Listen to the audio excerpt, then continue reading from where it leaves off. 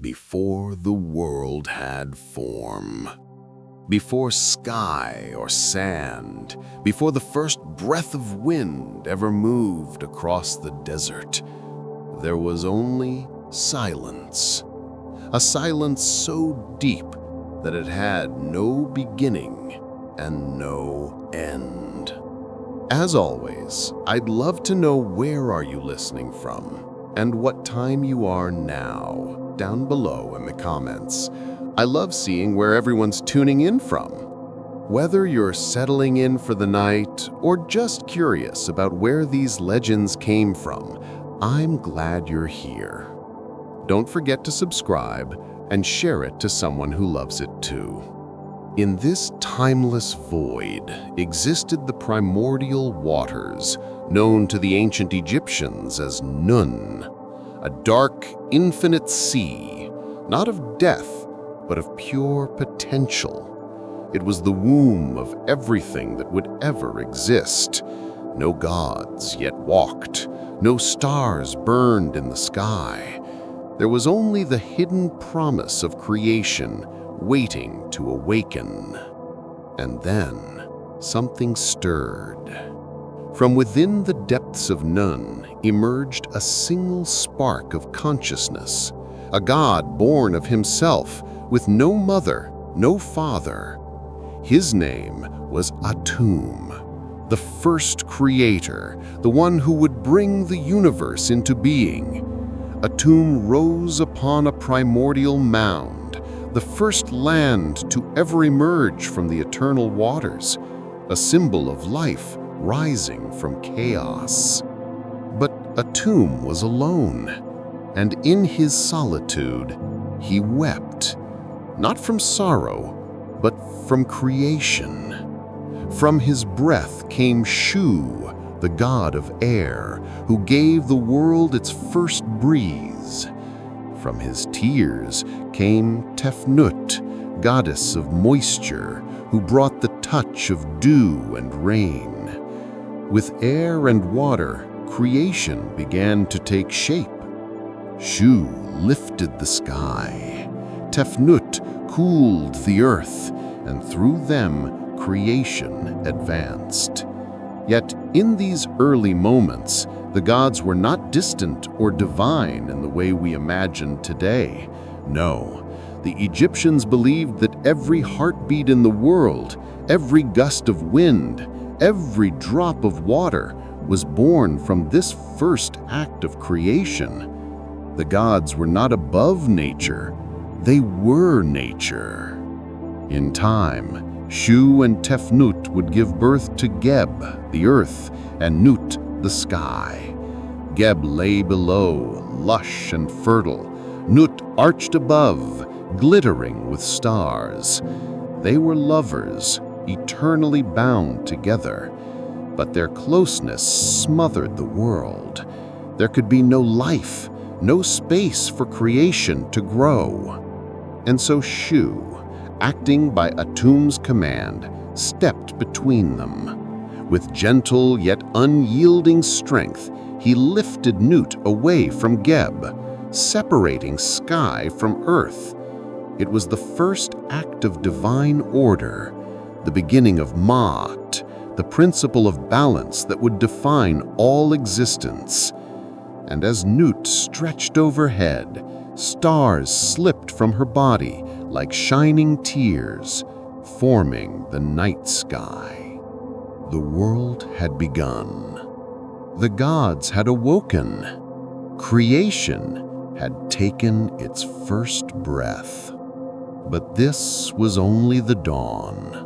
For from Nut's belly would soon emerge 4 gods whose story would shape the destiny of the entire universe. The stage was set. The world was ready for Osiris, Isis, Set, and Nephthys, the divine family that would decide not only the fate of gods, but the fate of mankind itself. As Nut, the great sky arched across the heavens, and Geb, The earth lay beneath in stillness. Something extraordinary occurred. New life entered the world, not of animals or men, but of gods who would shape the destiny of all existence. The first to emerge was Osiris, radiant and noble, born in the gentle light of dawn. He was the embodiment of life, fertility, kingship, and order. His presence brought harmony to the world. Trees took root, rivers began their sacred flow, and the land felt alive beneath his feet. Soon after came Isis, his sister and destined queen. She was more than a goddess. She was the spirit of magic, healing, and motherhood, the great enchantress who would know every secret name of every god. Where Osiris ruled with wisdom, Isis ruled with love. Her power was not of war, but of knowledge, spoken in whispers beneath the moon. Then came Set, fierce and untamed, born not at sunrise, but as a roar beneath a storm. He was the god of chaos, desert winds, and shadow. Strong, proud, unpredictable. He was not evil, for in the beginning, chaos had its place, just as storm gives way to rain. Yet Set would one day come to hunger for power that was not his to claim. Last was Nephthys, gentle and mysterious, the silent watcher of the night. She was the goddess of protection and mourning, standing between the living and the dead. While Isis brought life, Nephthys would guide souls toward the next realm. Together, these four formed the Ennead, the sacred family through whom the fate of gods and mortals would be woven.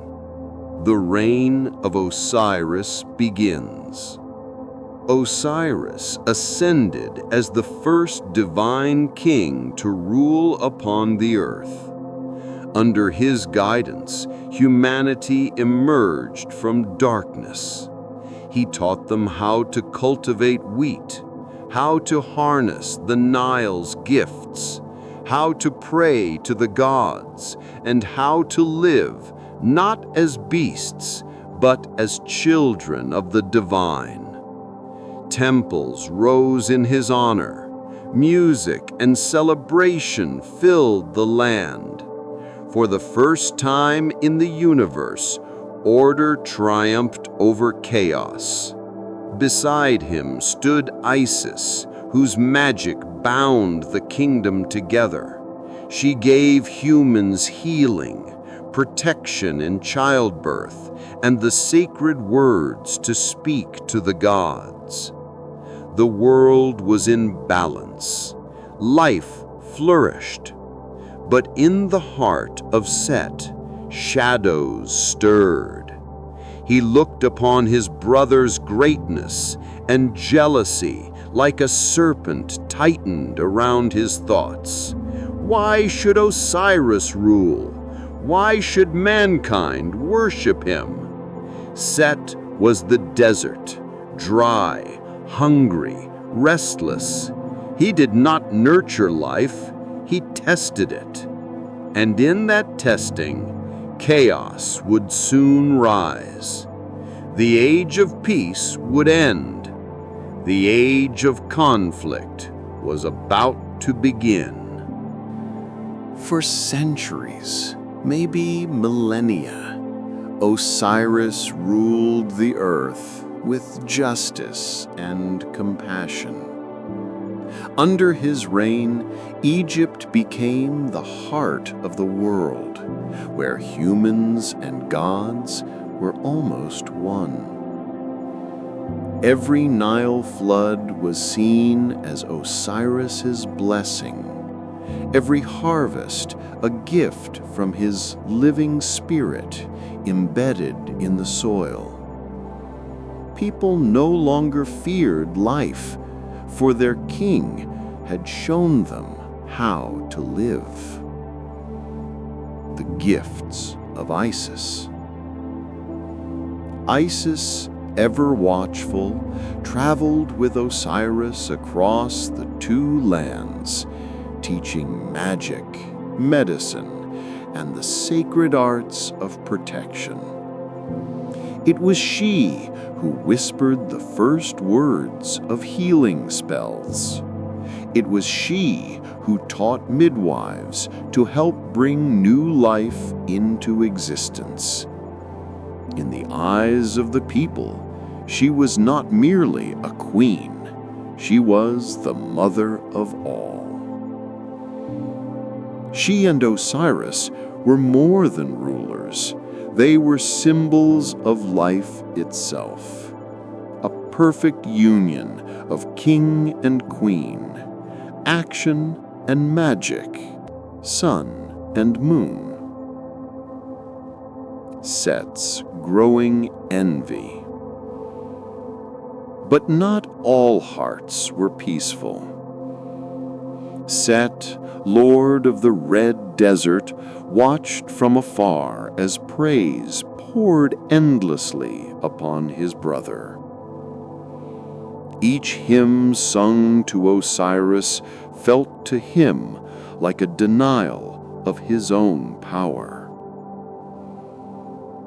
He ruled chaos, storms, and the unforgiving lands beyond civilization, lands without rivers, without temples, without worship. In the lands of shadow, chaos had a voice, and that voice began to whisper within Set. You were born a god just as he was. Why should Osiris rule the earth while you are left to rule only sand and silence? A dangerous thought takes shape. In time, these whispers became a plan. Set did not yet act, but he began to gather those who leaned toward power rather than peace. Spirits of storm, gods of desert winds, and creatures of darkness stirred under his influence. Osiris remained unaware, his heart pure, his trust unwavering. He believed in his brother as a vital part of cosmic balance. Never did he imagine that chaos could envy order. A subtle shift in the world.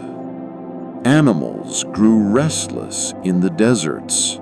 Strange winds began to blow across the Nile at night, carrying with them the faint cry of jackals. Priests noticed the sacred flame in Osiris's temple flicker without wind. The ibis birds of Thoth circled the skies in uneasy patterns. Something was changing. Somewhere in the silence, a storm was gathering. The Nile glittered beneath a silver moon, and the city of Osiris was alive with music.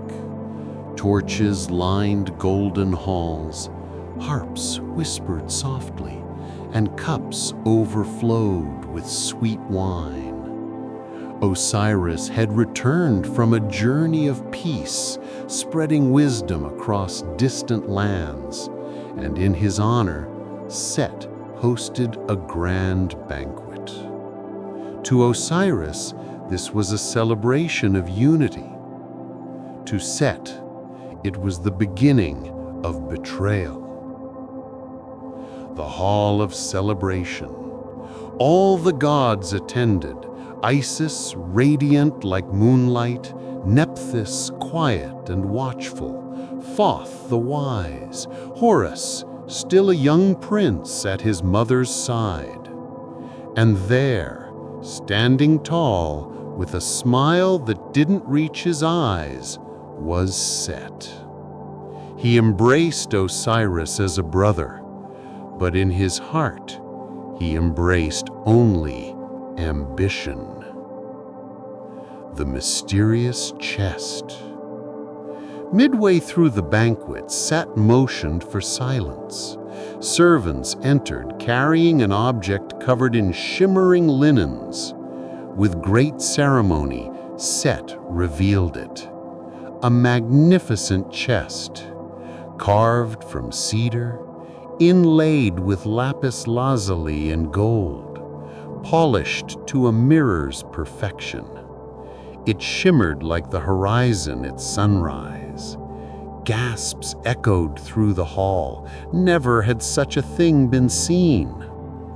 This chest, Set proclaimed with pride, shall belong to whichever among us fits within it perfectly. A game, it seemed, innocent, entertaining. One by one, the guests laughed and took turns lying within the chest, but each was too short, too tall, too broad, too narrow. Until it was Osiris's turn. The moment of silence. Osiris, ever humble, smiled at his brother's generosity. He stepped into the chest, and when he lay down, the air stilled. It fit perfectly, as though it had been crafted for him alone, because it had been. In that heartbeat of perfect silence, Set struck. The betrayal. The lid slammed shut. Nails of iron fell from the sleeves of Set's robe. His followers leapt forward, sealing every side, pouring molten lead over the edges. Osiris tried to rise, but the chest became a tomb. Isis screamed his name. The gods surged forward, but Set roared with cyclone fury, his voice like 1,000 storms. Behold the fate of kings, the age of Osiris is over. The chest was lifted, heavy with the trapped god, and carried toward the Nile. With one final thrust, Set cast it into the black, swirling waters. And just like that, the king of life, the lord of order, was gone from the world. The world holds its breath. The banquet fell silent. Torches flickered and died. A coldness spread across the land. Crops began to wither, rivers slowed, and the cries of mortals rose in fear. For the first time since creation, Egypt was without its king, and darkness had begun its reign. The night Osiris vanished beneath the Nile, the world fell into mourning. The wind stopped singing. The Nile flowed in silence. Even the stars dimmed, as though the heavens themselves grieved. But no heart broke more deeply than that of Isis, wife, queen, and goddess of magic. for she was not merely a consort to Osiris, she was his soul's eternal mirror. The cry heard across the lands. When Isis cried out, the earth trembled. Her tears became the morning dew, each drop a symbol of her undying love. She did not wail in helplessness. She did not collapse in despair. She rose. For Isis is not only the mother of life, she is the seeker of truth, the restorer of what is broken, the voice against darkness. The journey begins. Carrying nothing but her sacred staff and the strength of her magic, Isis wandered along the banks of the Nile, searching for the chest that held her lost king. She spoke to reeds and birds, asking the river to reveal its secret. On the wind, she whispered spells older than the world. O sacred waters, show me the one I love. Reveal what chaos has stolen. Return to me the heart of life. Days turned to nights, nights to days. She took the form of a swallow, gliding over moonlit waters. She searched marshes, hidden coves, the mouths of tributaries, until at last she learned the chest had floated northward, beyond the lands of Egypt. It had been carried to the kingdom of Byblos, where it came to rest within the roots of a great tamarisk tree. This tree had grown so quickly, so magnificently, that the local king cut it down and used its trunk, still containing the chest, to form a pillar in his palace. There Osiris lay hidden, trapped within a column of a foreign king's hall. The wisdom of Isis. Isis disguised herself as a humble nursemaid and entered the palace of Byblos. She spoke gently to the queen Jadet and soon became the caretaker of the royal infant. Each night, Isis used her magic to burn away the child's mortality, transforming his soul into pure light. But before the transformation could be completed, the queen walked in and screamed at the sight of her child in the divine flame. Isis stepped forward, not as a servant, but as a goddess. She revealed her true form, her power, and her purpose. The air trembled, the palace bowed in awe. The hidden king is found. The king, overcome with reverence, offered Isis anything she desired. She asked for only one thing. Give me the column that stands within your hall.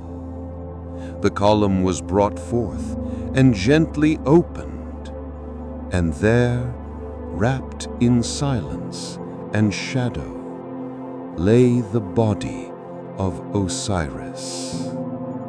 Though lifeless, he was whole, majestic, eternal.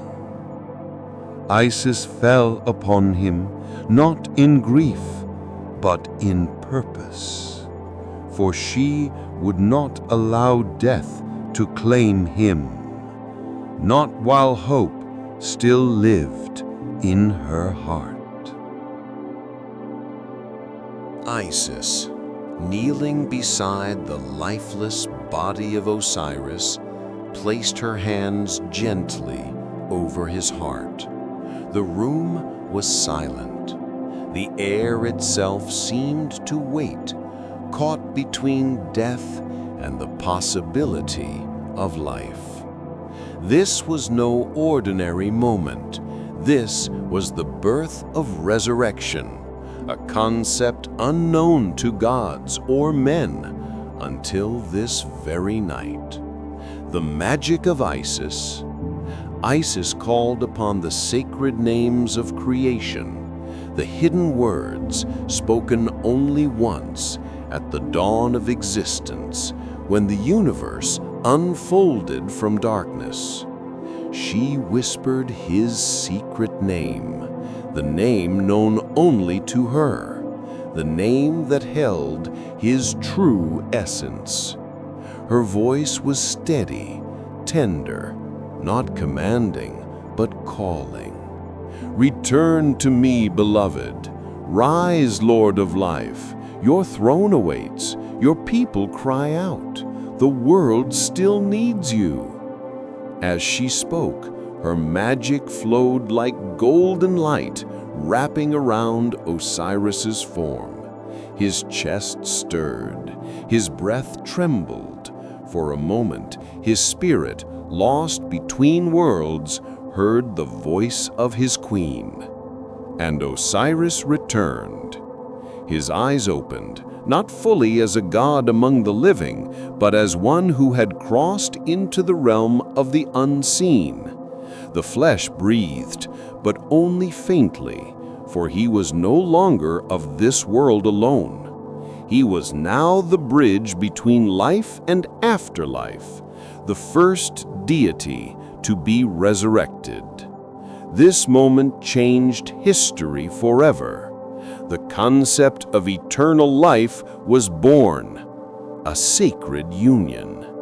In the stillness of that chamber, Isis and Osiris came together in divine union, soul to soul, spirit to spirit.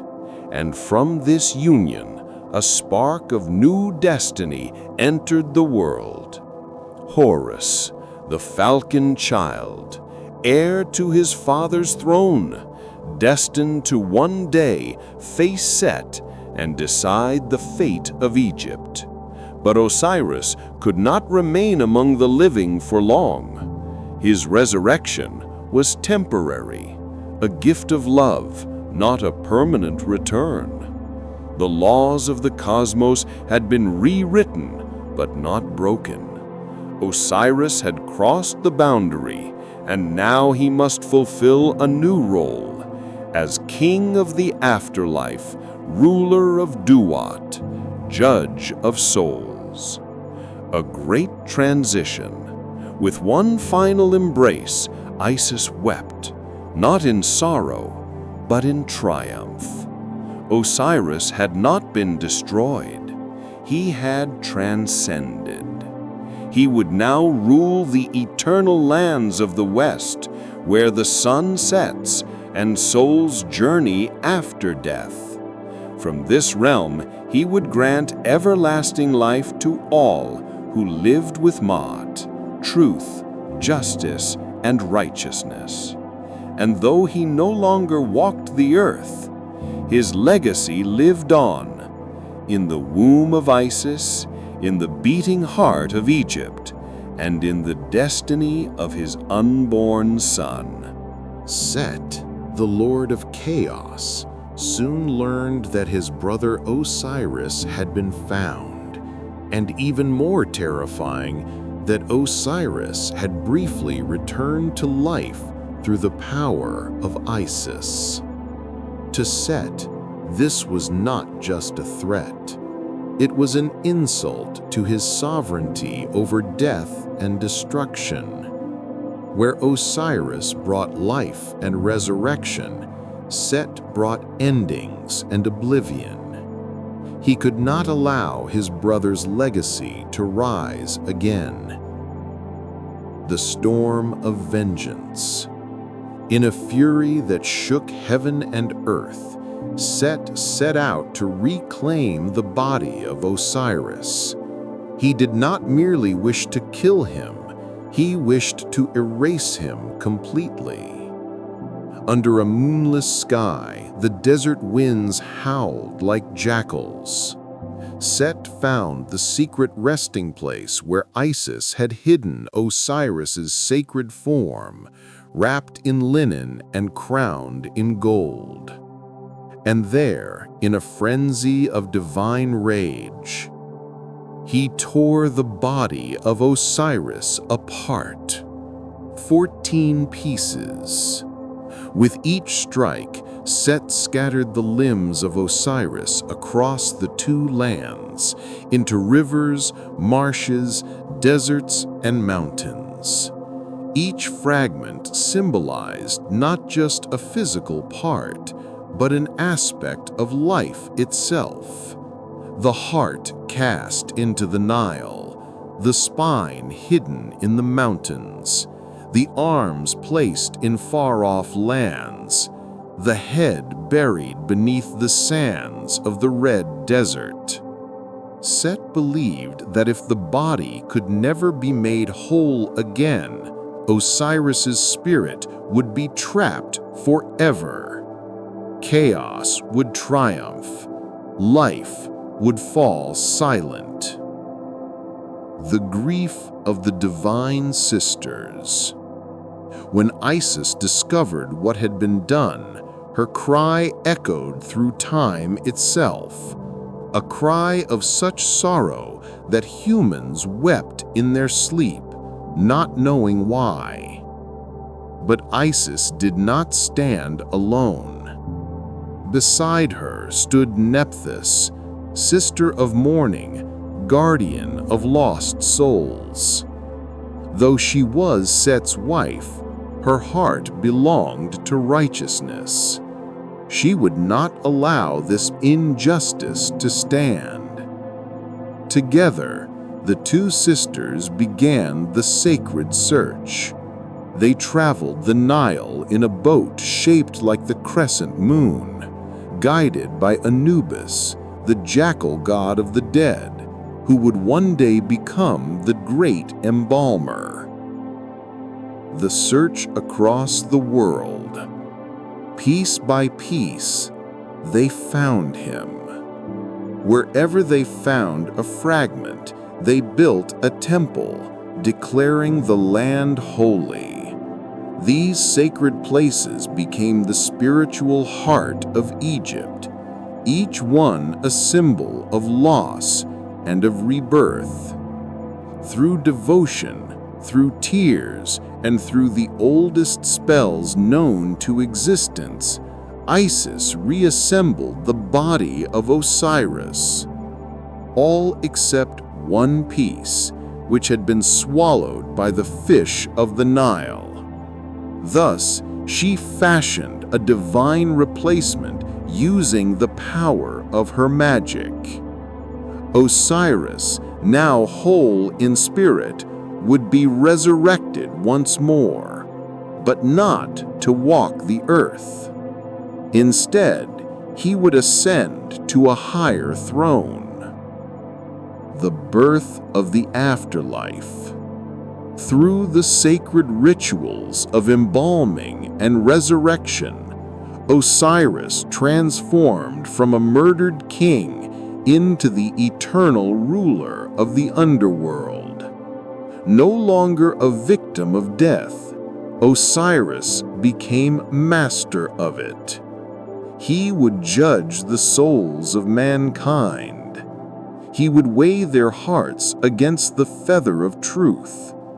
He would grant eternal life to the righteous and silence to the wicked. And from this sacred act, the Egyptian belief in immortality was born. With Osiris now enthroned in the underworld, the world of the living was left in turmoil. Egypt lay under the reign of Set, the god of storms, chaos, and tyranny. The land, once fertile and peaceful under Osiris, became harsh and war-torn. The Nile still flowed, but its waters seemed colder, as if mourning the absence of its rightful king. Yet all was not lost, for Isis had one final gift for the world, a son born of resurrection, a divine heir foretold to challenge Set and restore order. The miraculous conception. After reassembling Osiris and breathing life into him through sacred magic, Isis transformed into a kite, a mystical bird, and hovered over his body. From this sacred union, she conceived Horus, the falcon-headed god of kingship and the sky. But she could not celebrate. She knew that Set would destroy the child if he discovered his existence. Thus began the hidden childhood of Horus. Raised in the marshes, Isis fled to the Nile Delta, hiding among papyrus reeds in a secret island protected by enchantments. Alone and always looking over her shoulder, she raised Horus in secrecy. Anubis guarded the perimeter, warding off Set's serpents and assassins. Thoth, god of wisdom, taught the boy sacred spells. The spirits of the Nile nourished him with divine milk and lotus. From childhood, Horus learned to see with the eyes of the falcon, the eye of Ra, able to perceive truth, justice, and destiny. He was not just a child, he was the living symbol of hope. Set's relentless attacks. Set learned of a mysterious child hidden in the marshes. He sent scorpions, snakes, and plagues to kill the boy. In one tale, Horus was stung by a venomous scorpion, and his heart stopped. Isis held her lifeless child in her arms, sobbing. But with the help of Thoth, who uttered the words of creation, Horus was revived once more. It became clear Horus was destined to live. The challenge for the throne. When Horus came of age, he emerged from hiding like a falcon rising with the morning sun. He strode into the court of the gods at Heliopolis and declared, "I am the son of Osiris. The throne of Egypt is mine." But Set laughed. The court of gods, led by Ra, decreed that the matter would be settled not by words, but by a series of divine trials, a cosmic battle between inheritance and force, between order and chaos. The war of gods began. The battles that followed were unlike anything the world had seen. Horus and Set transformed into hippos and fought beneath the Nile for days. They battled as men, as beasts, and as storms. In one fight, Set tore out Horus's left eye, the eye of the moon, symbol of emotional balance and healing. But Thoth restored the eye, making it more powerful than before. This became the Wadjet eye, symbol of protection and health. Meanwhile, in a moment of treachery, Horus wounded Set but refused to kill him outright, choosing justice over brutality. The trial of truth. The gods grew weary. The trials had no end. So they turned to Osiris, Lord of the underworld, to render the final verdict. And his voice echoed from the abyss. The rightful ruler is he who brings life, not destruction, My son Horus shall inherit the earth, and I shall reign in the land of the dead."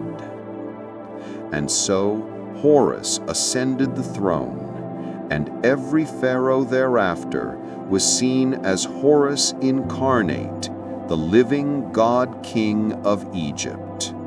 With Horus crowned as the rightful ruler of Egypt, a new age began. An age where gods walked in human form.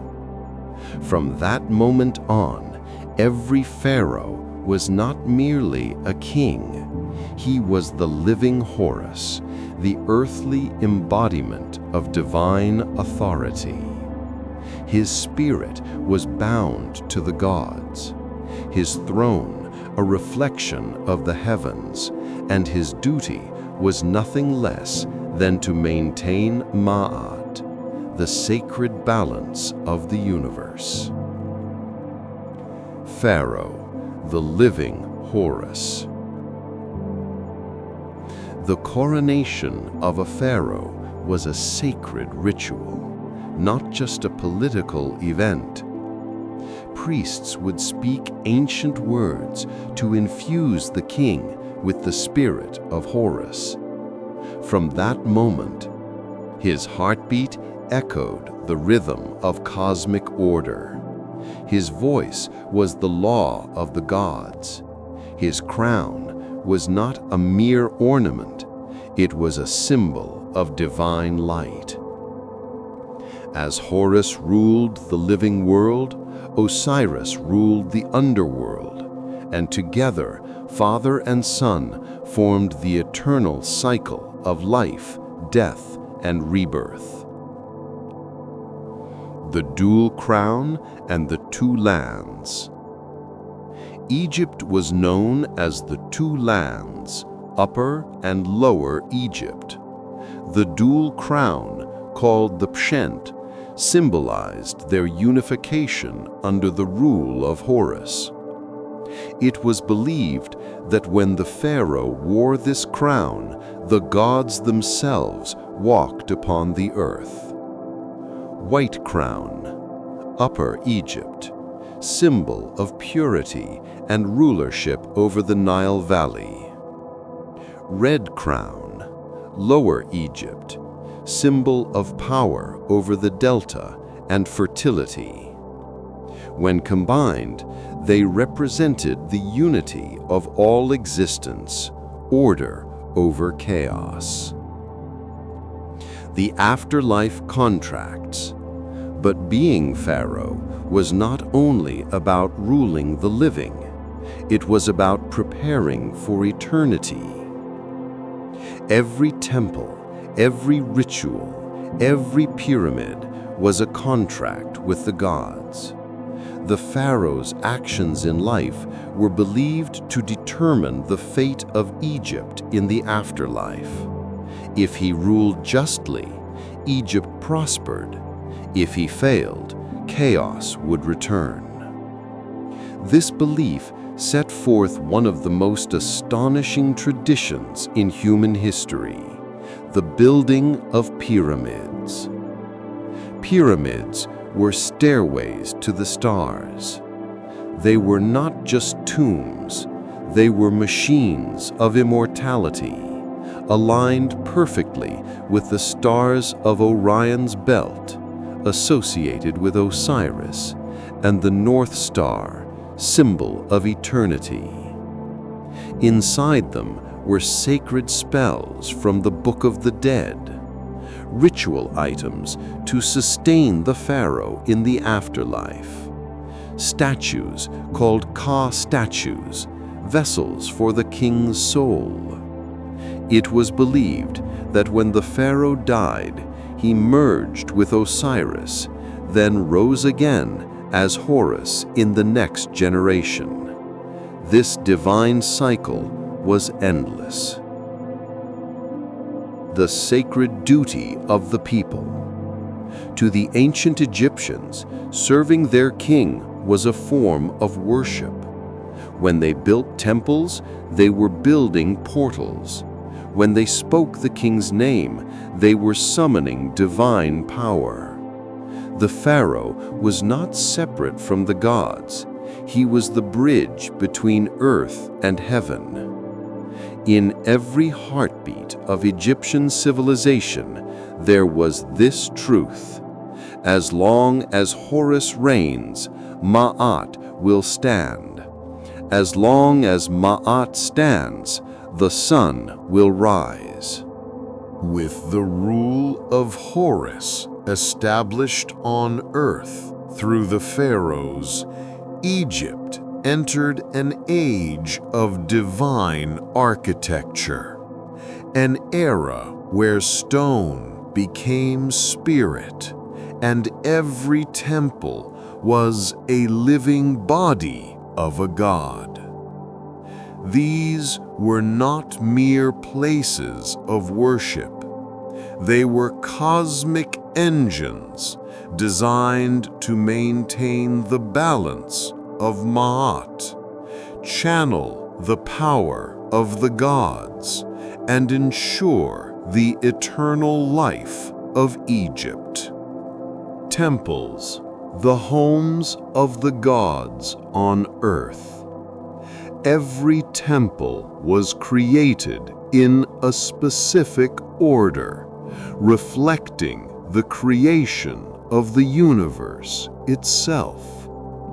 The outer courts symbolized the chaotic waters before creation. The hypostyle halls represented the first papyrus marsh where life emerged. The inner sanctuary was the mound of creation, where the god's statue was placed, the physical vessel of divine presence.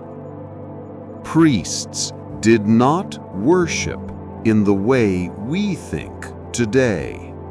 They fed, clothed, and cared for the gods, as if attending to a living being. At sunrise, they washed the sacred statue, anointed it with oils, and offered food. These rituals were not symbolic. The Egyptians believed the fate of the world depended on them. If the god was neglected, chaos would return.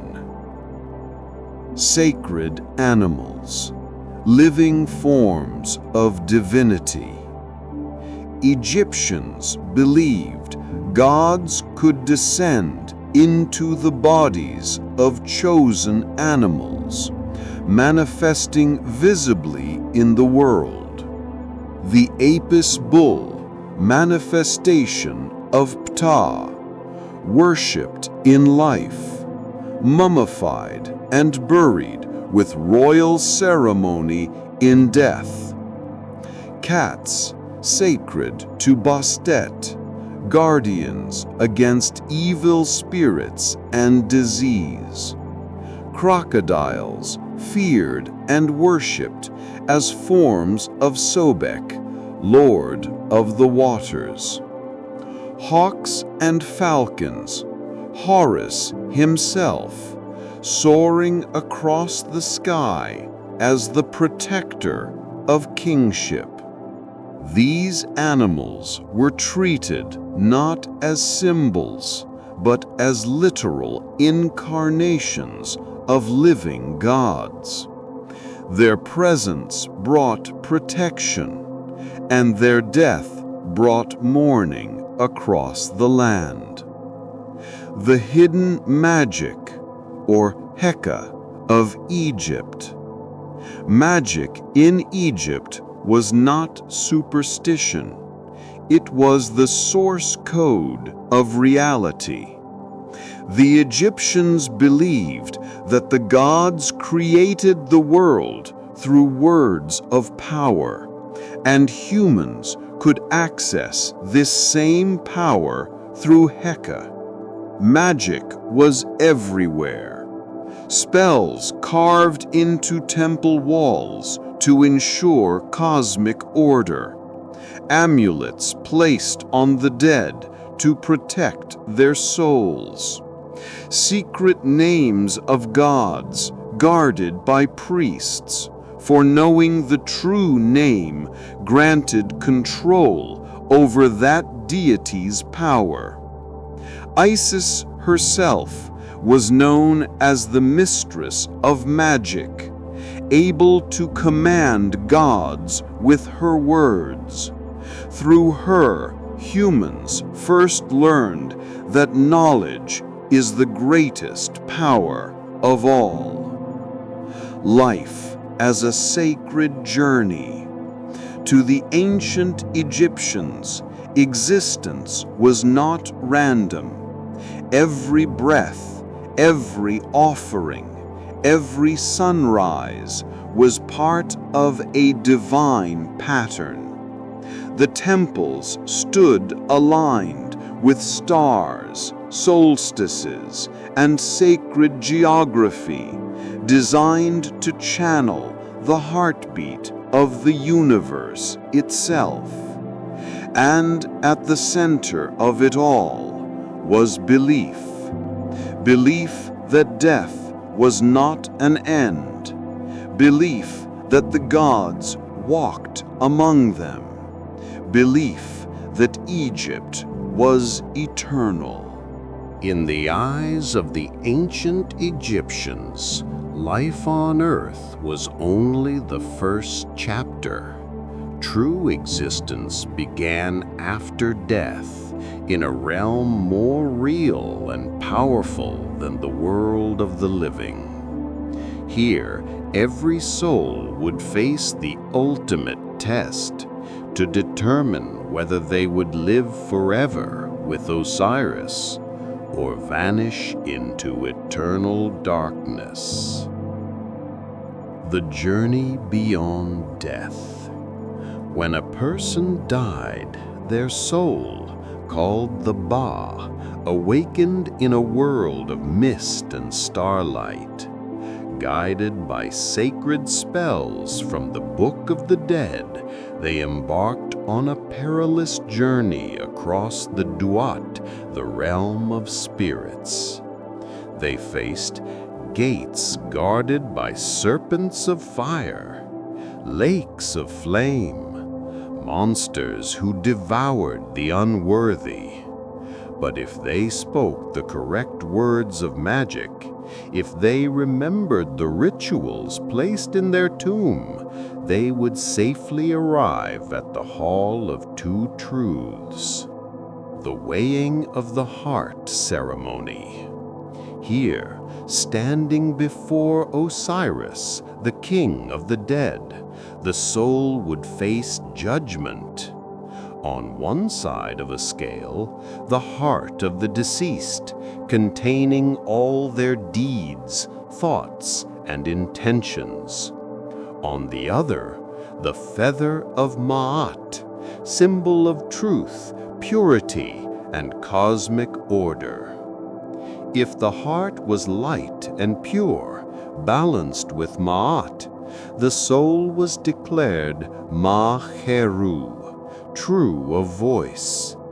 They were allowed to enter the field of reeds, an eternal paradise where crops grew without end, the Nile flowed with light, and loved ones were reunited. But if the heart was heavy with wrongdoing, it was thrown to Ammit, the devourer, a monstrous being, part crocodile, part lion, part hippopotamus.